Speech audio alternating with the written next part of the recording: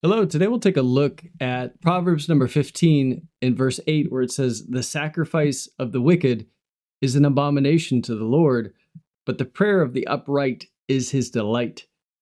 So we want to take a look at why there is such a difference here between something that the Lord hates intensely, an abomination, being the sacrifice of the wicked, versus his delight in the prayer of the upright. What makes the difference there? Why does the Lord love the one and hate the other?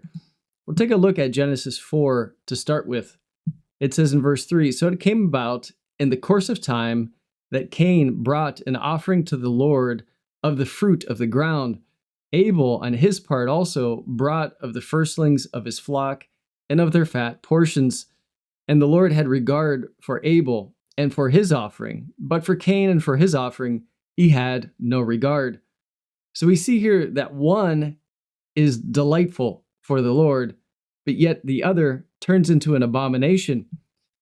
And the first insight we should get is the next phrase in verse number 5 that says, "So Cain became very angry, and his countenance fell."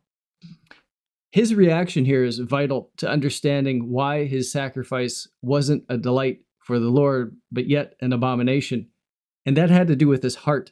Cain was more focused upon himself and had sin and violence in his heart, ultimately, from what we see, as afterwards he murdered his brother. And that was what the Lord saw in his sacrifice and why it wasn't pleasing at all to him. Whereas Abel offered him something for his glory and his honor, rather than trying to make himself look good by what he was sacrificing. In Romans 1:21, we have another indication here that says, "For even though they knew God, they did not honor him as God or give thanks, but they became futile in their speculations, and their foolish heart was darkened." So we can see this again in Cain's life, that his intent wasn't to honor God, but his heart was darkened in that moment because he was more concerned about himself after he saw the Lord's reaction. He wasn't trying to find out what would please the Lord, but then became filled with anger and rage towards his brother, which was an indication of where his heart was. So that's what's displeasing to the Lord. But what is pleasing? What does he delight in? Again, in the proverb, it says, "The prayer of the upright is his delight." Versus a sacrifice, that's a big difference. A prayer is just, in some ways, just a word or a sentiment, but it comes from the heart.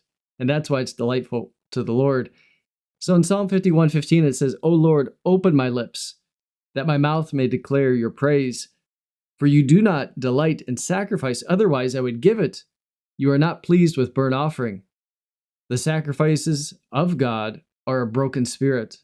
A broken and a contrite heart, O God, you will not despise.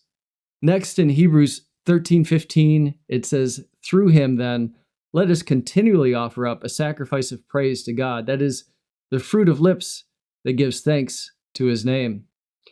So it's very interesting. It ends in this fashion, referring back to the fruit of the ground that Cain had offered to the Lord, that we continually offer up this sacrifice of praise to him, this prayer that is delightful to the Lord because it comes from an upright heart.